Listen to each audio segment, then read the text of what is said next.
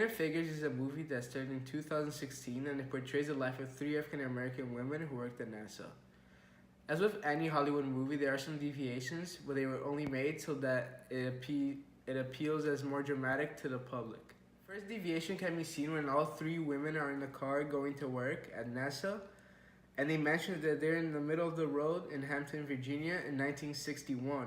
But where they worked, which was the WAC or West Computer Group, had been disbanded in 1958. Another deviation from the movie is when all three of them are riding in a car together to work, but they never really rode in a car together because Vaughn was their boss until 1958.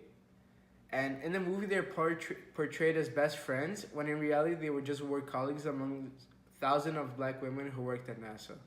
Because since they were their boss, they wouldn't ride together. The scene where we see the first dog being launched to space, it actually happened, but not after 1961. It happened in 1957, and it is portrayed in 1961. Another deviation is that Mary Jackson, she was a lot younger in the movie than in real life. In the movie, she's portrayed as being around 20, and in real life, she was over the 40s.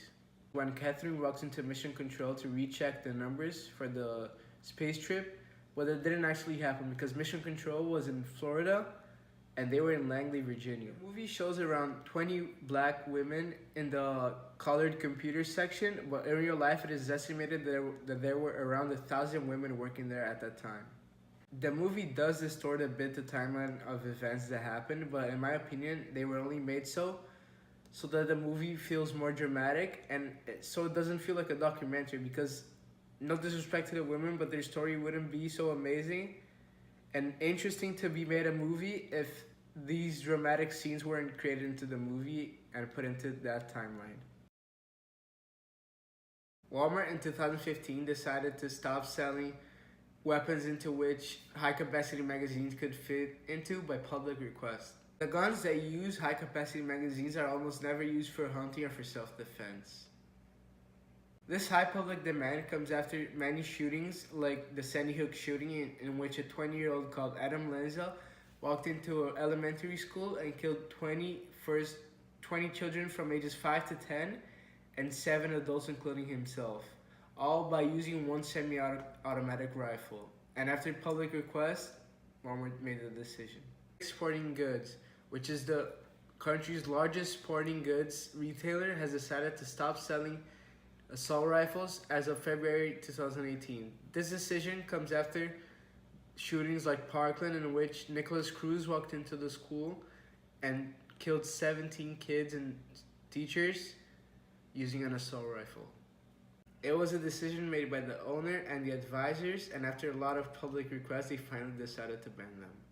Dick's has also decided to stop selling high-capacity magazines, which make the weapon be able to carry more rounds without having to reload. And that is a risk because when the weapon has to reload, there's more chances of it breaking down and not working, and that is good in case of shooters. Dick's and Walmart have also decided to stop selling guns to anyone under 21 years old. People who are under 21 are more lenient to carry out these shootings, like Nicholas Cruz in Parkland or Adam Lanza in Sandy Hook. Expect that also in the future, stores like Bass Pro Shops, which have over 100 stores in the country, all of them being as big as Target's, will also discontinue their sales because of future school shootings that will occur and affect this country, unfortunately. Social and political events of the 1960s. John F. Kennedy became president. The Cold War was still going on, but in the 60s there were crises like the Cuban Missile Crisis, when the Soviets were able to put missiles inside Cuba, which is about 80 miles off the coast of Florida, and from there they could shoot it all around the United States. And there was also the Berlin Wall, which divided Europe in half. The war was also going on, which started in 1955 and ended in 1975. The US joined this war because they saw it as a way to stop the spread of communism all around the world, but they eventually retrieved their forces in 1975, and they suffered a total of 58,000 casualties and over 300,000 injured. Luther King and Malcolm X, which were both leaders for the black movement, were both assassinated in the 1960s, and this caused a lot of black outrage because they were promoting peace and they were assassinated. A lot of African Americans were also protesting because they were said that the government was sending a lot of African Americans to war just to die. And there also came the anti-war protest, which lasted for the whole 60s. The National Women's Organization was also founded in 1966, leading to more jobs for women and more equality all around the country. And by this, the women were able to work more in industries that were related to the war.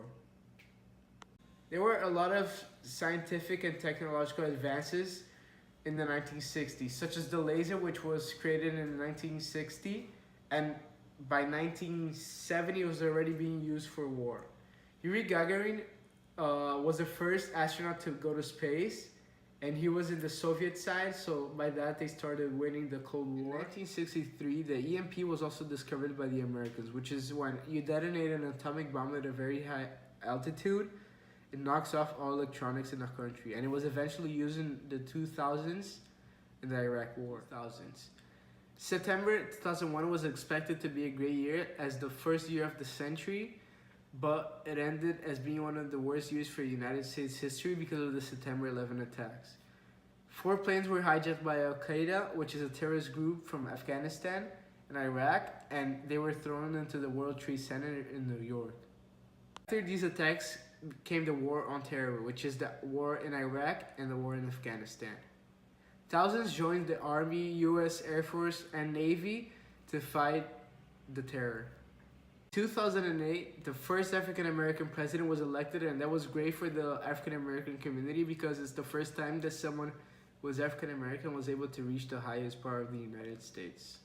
A lot of anti-war protests, which claimed that the US was spending too much on the war instead of spending in schools and hospitals. And for the first time, women were able to serve in the front line, and there was even a special forces unit just for women.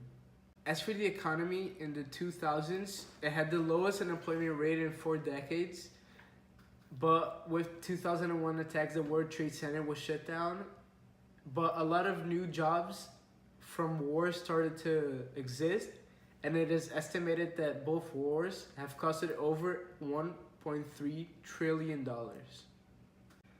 And there was also the housing bubble burst in 2007, leading to one of the second biggest crisis in the United States in 2008. In 2008, Wall Street collapsed, leading to a lot of unemployment and poverty, which were quickly regained by the wars. There were a lot of scientific and technological new advances in the 2000s, such as the iPhone, which was created for entertainment, but it was really good because, for example, soldiers in the war, they were able to call their wives in the middle of Afghanistan while their wives would be in Florida. Drones were also created, which are unmanned aircraft, which are used to bomb the Taliban and any force you would like to bomb. And they were used for the first time in 2003 with huge success, and they're used a lot nowadays. The first EMP was also used in 2003, and the PEP, which is an anti-artillery laser, which the laser was created in the 1960s, was used for the first time in 2006 to destroy artillery that was falling into a US base. During both decades, the United States were at war, and also there was a lot of civil outrage because of the wars, but also because of women not being in any sort of power and them not being able to work. There was also a lot of African American outrage because of the assassinations in the 1960s of Malcolm X and MLK, and the law enforcement problems in the 2000s, mainly with African Americans. Hundreds of thousands joined the military to fight the wars in both decades, while also hundreds of thousands were on the streets protesting against this action. Decades also had women serving in some sort for the wars, such as in the 1960s they were working in industries to help produce arms and weapons, but in the 2000s they were for the first time in the front line. Both decades did not have that much of an unemployment rate because of the wars, and people were working in industries to try to build the best weapons for war. And there were stock market drops in both decades, such as the one in the 1960s and the one in 2002. Job training for poor people and education for the young, who also couldn't pay, were on the rise during both decades. Armament industries were also generating a lot of the income for many families in the United States who would work for them because they were becoming trillionaires because of all the weapons they were selling for the war. During both decades, there were several new technologies and advancements in science related to the war, such as the EMP in 1963 or the first drone in 2003. Also, new technological advances for entertainment, such as the iPhone, the brown box, Facebook, or YouTube. 2018 was a great year, and we had several learning methods this year, but the one that helped me the most were the presentations. At first, when we got assigned them, I felt like it was going to be a lot of work and it wouldn't really pay off. But after them, I realized how much they improved my speaking skills and made me a better public speaker. The presentations also helped me administer anxiety, which I suffered from before big projects like this, mainly because English is not my first language and I get anxious before I have to speak to a lot of people. I also got taught a lot of information from the other groups with their presentations because I felt like all of them were good and they really transmitted the information needed to be passed.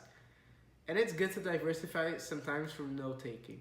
Another method that I liked a lot and it really helped me was the writing assignments that we did throughout the year, including the essays, the outlines, and even the paper.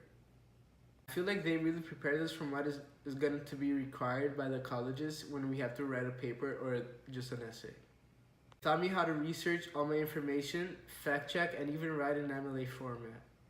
I also feel like I know the information that I wrote about 3 months ago on the top of my head right now. These essays also improved my writing skills, mainly by spelling and formatting mistakes, which I committed in the outlines, and you returned to me, and I was able to fix all of them to make a good essay. Thank you for everything, Ms. Hoff. I hope you have a great year next year.